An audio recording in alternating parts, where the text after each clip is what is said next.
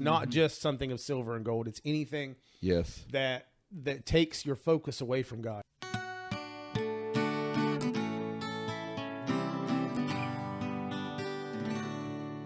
We are Saints in the South, your source for gospel growth and good times.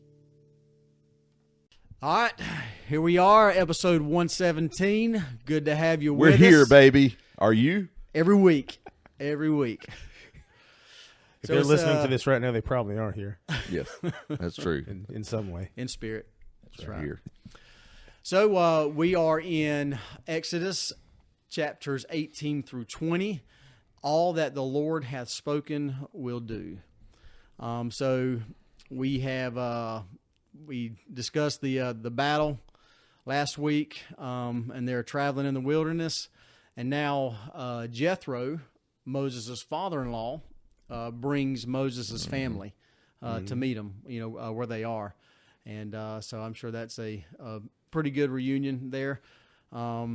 As they've been away from each other for a while. It wasn't clear to me, they talked about, being in the wilderness for 40 years. So were they separated for 40 years or that really wasn't clear. I don't know if y'all have an answer to that or not, but find out and let us know. That's right. Well, this was still going on, the wilderness here, so we don't know how long it was. Well, it wasn't. Well, so in the previous chapters, it talked about them being in the wilderness 40 years. So I don't know if it's something they just said, hey, we were in the wilderness for 40 years, and then they kind of go back and kind of talk about things. You know what I'm saying? Yeah, it is a little bit confusing. It was but because obviously here they're still in the wilderness because Moses is still alive, because right. he doesn't live to see the promised land. Right, exactly. So yeah. So anyway. So I guess, So we don't know for sure. Somebody out there might. Yeah. So the kind of the first topic of discussion, so Jethro shows up, and thank goodness. Yeah, thank goodness. And he sees Moses basically trying to do everything himself. He's basically he's actually doing the one-on-one thing, right? That Elder Bednar teaches about, which is a good principle. That's a great thing. But when you have millions, and they literally had millions, right? I think there were 2 million that we talked about. Yeah, some estimates. It's nobody knows crazy. for sure, but it's a lot of people. It's a lot. There's a lot of people. So when you're trying to counsel one-on-one with every single person, Jethro says, son-in-law, young son, it's not going to work out. And it says he was there from like sun up to sundown every day too. Exactly. It's crazy. It wasn't just like, okay, every 4 hours of the day I'm going to be. It's like, man, he was literally all day, every day. I can't even imagine how exhausting that must have been, but he just kept trucking along until Jethro came along and had to set him straight. That's right. I think we've all had those callings. We've all been in sort of callings, elders quorum presidents and bishop and things like that, and we've all had those older guys come up and give you the old pat on the back and give you a little advice, and sometimes it's tough because you're like, I'm the guy called to this position. Yeah, I think I know better than what you kind of get that little pride thing wants to sneak up, but every time, obviously it's usually pretty good wisdom, and it's because they have experienced it, and so I get this vibe that not that saying that Jethro was a prophet as Moses, but Jethro is a priest. He's the Joseph Smith translation says he is a high priest of Midian, which means he did have the Melchizedek priesthood. So he wasn't just he knows some stuff chump who come along trying to tell him what to do. That's right. That's right. So he knew some things. He had some experience, so he was going to pass it along. And I can promise you that Moses was probably being it, especially as his father-in-law too. Obviously you always listen to your father-in-law. You want to impress the father-in-law. Yeah, right? You want to impress him. You want to stay on good terms there. But because remember, when you marry the whole family. That's right. Yeah, that's right. It's we've had those moments. That's right. Yeah. And what I like about this is Moses, he in exercising that humility. In accepting the advice and the counsel of his father-in-law, a high priest, and an older man, who's has had more experiences than him and so forth, is that in order to be a good leader, you have to be a good follower. Right. That's right. And he exemplifies that here, and willing to accept that advice and follow that counsel. I heard one of the stories, one of the Brigham Young stories. And I can't quote it obviously perfectly, but it was something to the effect that Brigham Young was. He was a modern day Moses, sort of. Brigham Young was, because he led all the pioneers out the saints, early saints out west. But anyway, he had a hard time delegating as well as, Okay. and which we kind of, from what we can understand of him, he was very strong-willed anyway, it sounds like. That's right. In a lot of instances. But anyway, so he was a carpenter by trade before he became obviously an apostle and stuff and full-time for the church, but carpenter. And so he worked, he knew how to build stuff and things. And so he started building a cabin for his family. This is while he was the leader of the church, He started building a cabin, and he was up on the roof hammering down shingles and stuff. I can't remember who the priesthood holder was or whoever it was that come up to him and said, "Brother Brigham, we have some business we need to attend to that we need to talk to you about," and whatever it was. And Brigham was like, "Well, you can see I've got some work here that I'm trying to get done." And he was like, "Well," he said, "Brother Brigham," he said, there's several. He says, we need you to work with men and not tools, like that, basically saying we need you to take on your role as leader of the church. And he said, there's several carpenters in the community, but there's only one Brigham Young, Right. And he was trying to let him, and they said that Brigham was kind of like, he was a little bit like, okay, he didn't really like that, but he finally did understand the wisdom in that and went, but I feel like this is kind of like Jethro with that, saying, hey, listen, don't take offense to this. I understand who you are and what you've been called to, but there's a better way. That's right. So, but it's always that's interesting to me too. How even the way inspiration comes, and even a prophet of God can receive some divine inspiration from other people or from other sources. That's kind of, because obviously the whole setup that Jethro counseled Moses to use was very inspired. And that's one of the points we were talking about. This being the same structure basically we have in the church today. Like as soon as we were reading that, so me and my family were reading that last night through, and as soon as we got there, I was like, man, that's just like the church today. It's like, it'd be kind of like, in my head, I don't know if this is correct, but I kind of thought it was like your presidencies within the young men and young women's presidencies, and the elders quorum, whatever, could be like over the tens, and then the bishopric is like over the hundreds, and stake president over the thousands, and all the way up to the prophet. And then the prophet is directly kind of getting his information directly from the Lord, which is exactly what was happening here. It was all the way up to Moses himself. So it was a pretty cool, inspired structure. Like I say, it's just smart. It's just smart. It's just the most intelligent way to do it, really. And you still get that one-on-one because you have people in place to take on each individual. So I wonder if Moses had his ministering interviews with his judges that were set apart to be over the tens or the hundreds and stuff. And that's true. Well, each one reported to whoever, I'm sure, up the chain. But I mean, think about it. Think about Jesus Christ. Go to Jesus Christ, the ultimate example. He did it all the time. He delegated. And this is Jesus Christ. I mean, I'm sure he can handle it by himself if he wanted to. I mean, he could take care of it. But he would call apostles. He would call people.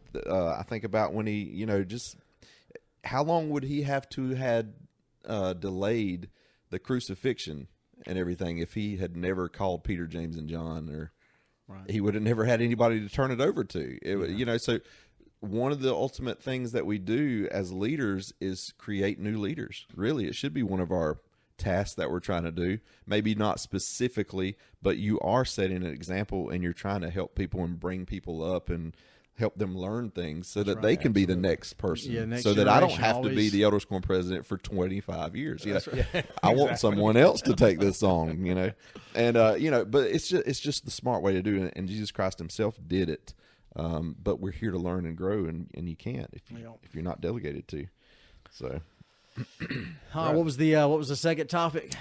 Basically, I mean, in chapter 19, I like chapter 19 because basically the Lord says, you know what, I'm going to basically show myself to the people and let them know that that basically I am the Lord. I am who I am. I am who I am. And not necessarily saying they were going to actually see his being, his actual being, but they were going to see and hear his voice, right? They were going to see things and then hear his voice speak. And it's basically a temple experience in Exodus 19 to me because it's the top of Mount Sinai, which is always, this is always a metaphor or a thing used, a symbol for temples type thing. Tops of mountains and temples are sort of the same.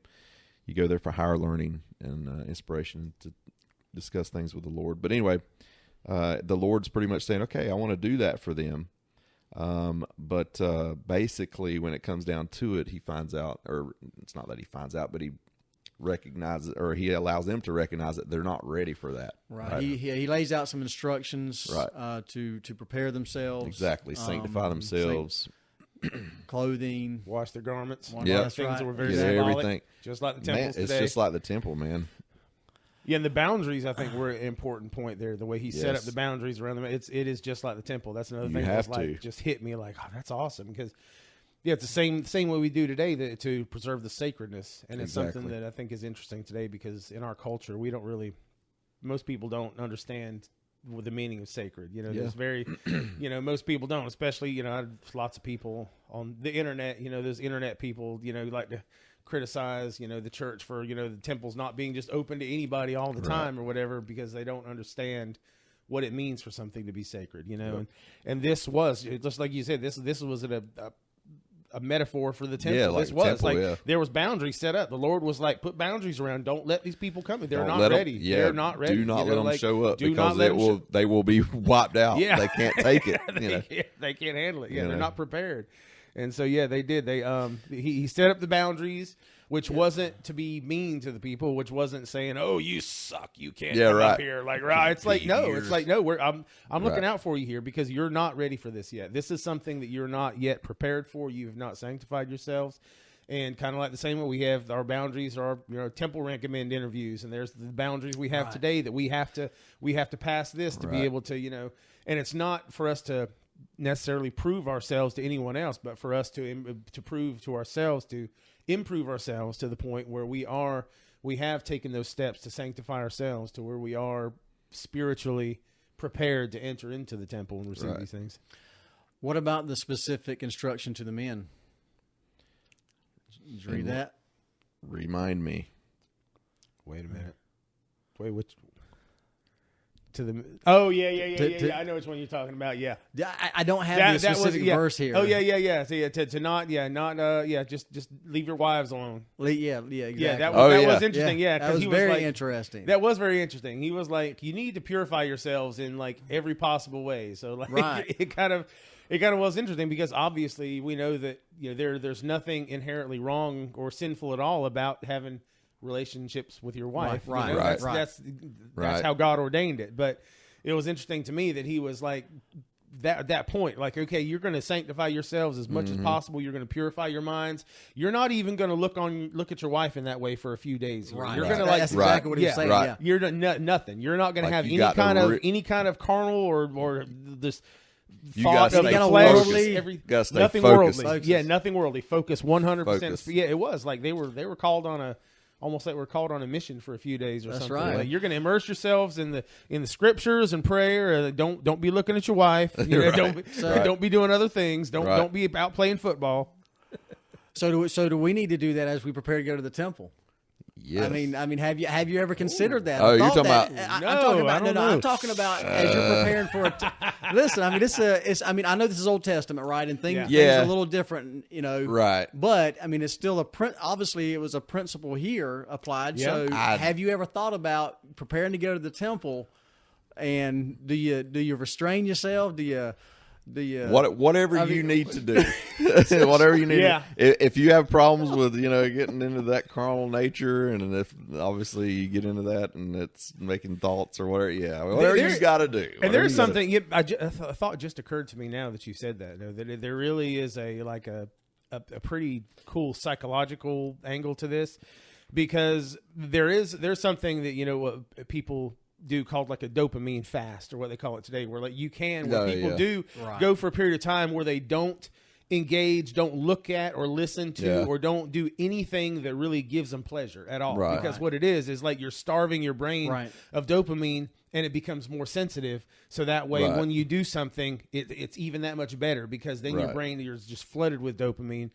So I kind of wonder if that might, of course, obviously the Lord understands the human mind. Right. That might have been part of it too. Like he might have been like, if you do this, you're going to fully appreciate this when this happens because your brains aren't going to be you're not going to be desensitized to that dopamine in your brain. I mean, I don't know. It just pops in my mind. It might be a new challenge, a new something to try to maybe extra little extra spiritual experience going to the temple. Yeah, there are things like I remember years, and this is totally different, but it does remind me of years ago.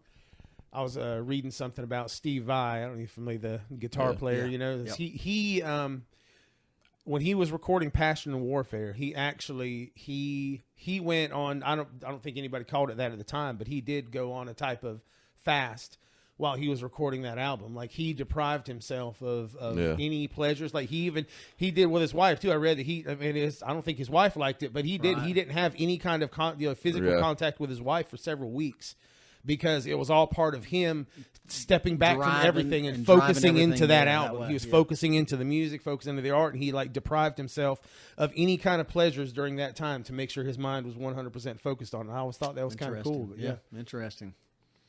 Yep. He wanted them to be focused for sure and sanctified and prepared for what they were going to see and learn.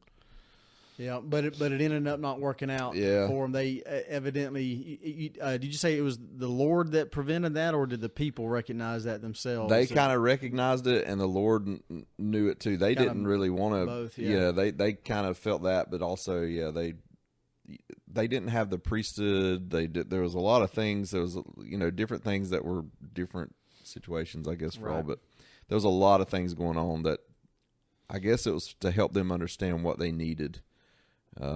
Like, this is a real thing. You are gonna stand before me one day. That I thought about that as I read this. We are gonna stand before the Lord. We're gonna have to at some point. So we need to be ready for that. Hopefully we're trying to get ready for that. So, but I thought kind of more about the and having those spiritual experiences. So these people knew that it was going to come, right? Yeah. Whereas us, you can have kind of instantaneous or kind of out of the blue spiritual experiences more often if you're kind of constantly preparing yourself and striving to be clean, pure, and so forth, and in the basic seminary answers, always saying your prayers, the scriptures, and you're more likely to have those spiritual experiences if we're actively seeking those things. Definitely, because you're going to be more receptive to the Spirit. That's right. At that point, Yep. And I guarantee you, there's Lord, I know in my life, He's wanted to reach out or speak to me or influence me, and I haven't been in the right spiritual mindset, to receive it. And so I think I've kind of straddled that line a lot in my own life, where I've haven't recognized it in the moment until after something happens, and I'm like, oh man, Lord was trying to tell me something there. Yep. And I'm so dumb, but I didn't pick it. Oh, it does. It hurts bad. Yeah, it does. It's really that can be a painful experience. Yep. Yeah. I guess that goes to it too. Going back to you talking about, do we sort of how should we prepare? What are some things we should do? I guess because the Spirit is so sensitive, or so such a whisper and thing.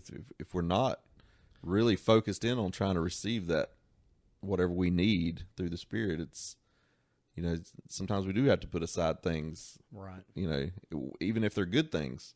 Sometimes you have to get them out of the way so that you can really focus in on what's important. Get a better reception. Yeah. So, makes sense. So I'll share a quick experience real quick. Before our third child was born, and this goes more towards kind of just following the promptings of the Spirit and being and wanting to provide. So before our third child, Chase. Before Amanda was pregnant with him, we were pregnant before that, and so anyway, Amanda sensed something was wrong, and so ended up giving her a blessing, and I wanted so bad to let her know that everything was going to be okay, right, and I will say, unfortunately, that's the route I went with the blessing. When I knew deep down, I knew that it wasn't, and that she was going to have a miscarriage, but I didn't have the whatever it was, the faith, the courage, the enough of the Spirit with me to say that in the blessing. Yeah. And that's something that I've regretted. You know, Yeah. I mean, it in the grand scheme of things, it didn't matter. I mean, it didn't change anything because obviously everything didn't work out for that particular pregnancy. But it would have been a more spiritual experience for the both of us. Yeah. If I would have followed what I knew. Yeah. Was what I was being prompted to say, but I didn't have the courage to say that in the blessing because I wanted so much to let my wife know that it is going to be okay and stuff. So, man, I thank you for sharing that. I never knew that. Yeah, I didn't know that either. Man, that's that's awesome. like, yeah, I mean, give it a second to compose myself here. Now that's a hard one, man. It's like, I do know something that I know when it comes to like giving priesthood blessings. I think people have different approaches or different views about it, but something that I have tried to start doing that I've found is more effective for me is like before I used to, you know, when you start out, you're nervous and you want to try to think, okay, what should I say in this blessing? What should I do? And I've tried really hard to purposefully not think about it at all. Right. And I try to go into it with my mind completely blank and try to be receptive to whatever happens. And those moments have been the most spiritual for me when I feel like I am leaving myself open as a conduit for the Lord to speak through, and I'm not trying to get in the way, and I'm not trying to insert myself in the situation. Yeah, that's good. That's good advice can be there. hard. Yeah. Well, we got 10 Commandments. Yeah. Mm-hmm. 10 Commandments. Follow them. That's right. Done. We're done with that one. Yeah. So just I'll go and throw out there something that maybe a lot of people are familiar with. The first 4 focus on our relationship with God. Mm-hmm. The 5th one focuses on the on your relationship with family. Yeah. Yes. And then the last 5 focus on your relationship with others. Yes. Right. And so forth, and how you treat others and Yep. interacting and everything. So which is I think is very It encompasses everything. Exactly. I mean, It really, you know, it really does. It really does. And you know, these are the major heading commandments. Obviously, there's many underneath, and I mean that go along with these things. And there's a lot there. I don't know what to say. Oh yeah. Follow the commandments. I know one of the commandments like that stands out to me a lot. Thou shalt not kill. Yeah. Well, that one seems like a given for most people, but no, like I know one that's always sparked a lot of good conversation for me with people is the one about false idols. Yeah, because that's exactly. Yes. obviously, you know, like there's the physical, like they had the golden calf and there's things like that, but really the idols are more than that. You know, it's not just something of silver and gold. It's anything that takes your focus away from God. Anything that is, I mean, anything can be an idol. And there is something that really is interesting. I was listening to, and we should probably put a link for this from the Scripture Gems podcast. Yeah. That's really, really good stuff. Brother Fulmer on YouTube. So they had some really, really good stuff about that. They were talking about one of the things being like identity. And I know that's a big thing today, is that a lot of people get hung up on, you know, identity and who they are, and that becomes their whole being, you know, like regardless of what it is, you know, whether it's, you know, can be your race or your sexuality, or even religion in itself can be an idol. You know, if your religion takes a precedence above God himself, you know, like that's something we know, like the prophets have instructed us, you know, with our list of priorities, God is first, but that doesn't mean necessarily church, you know, like there's God, there's family, there's your job, and then there's church. Right. Like, so there is a difference. God and church aren't necessarily the same thing. Yeah. But there's a really cool quote that they quoted from Rosaria Butterfield. I made a little note of this in my phone here because I thought it was great talking about that. She said, "Any identity that seeks to define our personhood and demand our loyalty will compete with our identity as a child of God and as Christ's own." And I just, that stood out to me because it's so simple yet perfectly eloquent. Like this, it really is. Anything that we try to, any identity that, like you said, seeks to define our personhood and demand our loyalty is going to compete with our ultimate identity as a child of God, which should trump everything. You know, we are ultimately all brothers and sisters. We're all, regardless of any differences, if you're a human being, we're all brothers. We're all children Yeah. of That's the, right. of Your the same first- God. That's right. Yeah, That's right. And and God has no grandchildren. We're all His children. That's right. Yeah. You know that? Yeah. Makes sense. Oh, that's funny. Yeah. So Yeah, that's weird. I ain't thought about that. from the Old Testament Institute Manual from Cecil B. DeMille, producer of the movie The Ten Commandments, Oh yeah. made this observation. Some who do not know either the Bible or human nature may see in the orgy of the golden calf only a riot of Hollywood's imaginations, but those who have eyes to see will see in it the awful lesson of how quickly a nation or a man can fall without God's law. If man will not be ruled by God, he will certainly be ruled by tyrants. And there is no tyranny more imperious or more devastating than man's own selfishness without the law. So keeping God's law intact is critical in saving a nation and keeping a nation alive and well. Yep. And stuff. So, Absolutely. And you can see how much, all the way back when they started taking the Ten Commandments out of the courtrooms and stuff. Yeah, and, right, and everything and so forth. So they think that their laws, their man laws in that courtroom, right, are first. Yeah. Before God, and they trump God's laws, or they think they establish laws before God's laws, and it's backwards. Absolute foolishness. Yeah. I thought it was cool. I never knew that before that the Cecil B. DeMille gave the commencement address at BYU. That's where that's from. Okay. Yeah. Yeah, that's kind of cool because if you read down toward the All end through, of it, yeah. it does say from the commencement address, Brigham Young University, May 1957. 57. That's Wow. right. Yep. I was like, wow, that's cool. So yeah, Very good. Well, y'all got anything else to close it out? Keep the commandments. there's a whole lot. If we a start digging ton, into yeah. the 10 Commandments, we could go for another hour. I know. That's right. That's right. something to dig in. But the 10 Commandments are the foundation. And once again, going back to the Scripture Gems podcast, they link some really cool stuff in there. Some other videos and resources. One of them from actually PragerU, which Dennis Prager Yep. is Jewish, and there's some really cool stuff that he has put out about the 10 Commandments. And the 10 Commandments really are the foundation of all of Western civilization. As much as some people might like to deny that, Right. there is nothing that's ever been quoted or ever been written that has had more of an impact on human civilization than the 10 Commandments. Right.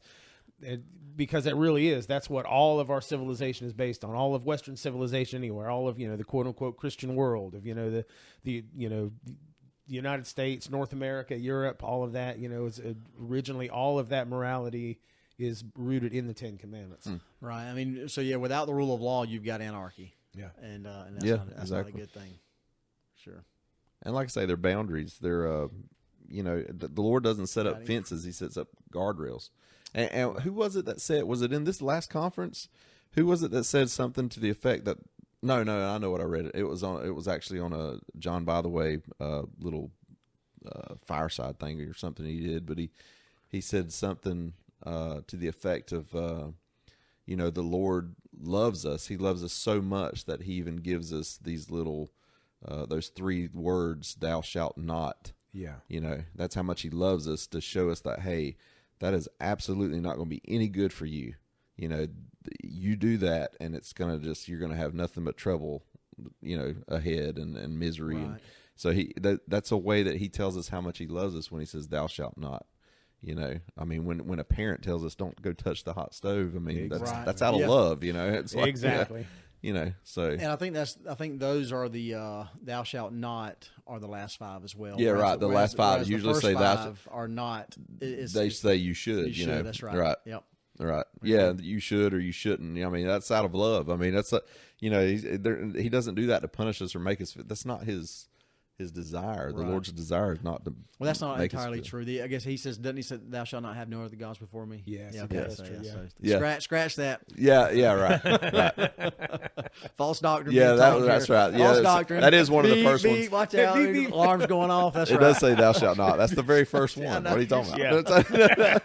I was But, sitting here thinking, I'm like, hold on a But second. I'm thou, not sure thou about all- shalt, yeah, thou that's right. shalt not. That's right. Shouts and shout. Just Forgot keep the about that one for a commandments. second. As we said. Keep the commandment. You can't break the commandments. You can only break the commandments against. No way. How's it go? You can only What? break yourself against the commandments, or something like that. Whatever that word is. Oh yeah, I think that's it. You don't break the commandments. You break yourself. You break against yourself the against the commandments. That's right. Yeah, something absolutely. like There that. you go. So, Well, alrighty. Marcus. So it's, eloquent. it's in there. There you go. It's all in the pudding. Just eat it. What? But be sure it's chocolate pudding. Yeah, I mean, We don't do vanilla. If you go do vanilla, you got to add some chocolate pistachio. syrup to it. Yeah, really? Yeah. All right. I've never done that. Hanging Maybe in that like a works. hair in a biscuit. Hanging in there like a hair in a biscuit, like a spoon in the pudding. That's right. All right. Well, we'll let y'all get out of here before we get too All right. crazy. Until next time, y'all keep on striving. All right, everyone. Thank you so much for tuning in. If you would like to follow us on social media, you can do that through Instagram and Facebook at Saints in the South. A great place to join in the discussion would be our podcast group page on Facebook. You can also follow us on Twitter, Saints in the South, at 5 Southern Saints. And then, of course, on YouTube, hit the like button, notification bell. And if you're not already, be sure and subscribe. And then finally, you can check us out through our website, saintsinthesouth.com, where you can have access to all the podcast and YouTube videos. And then we would love for you to take the opportunity and leave us a review and rating. Thanks again for all of your support, and we will see you next time.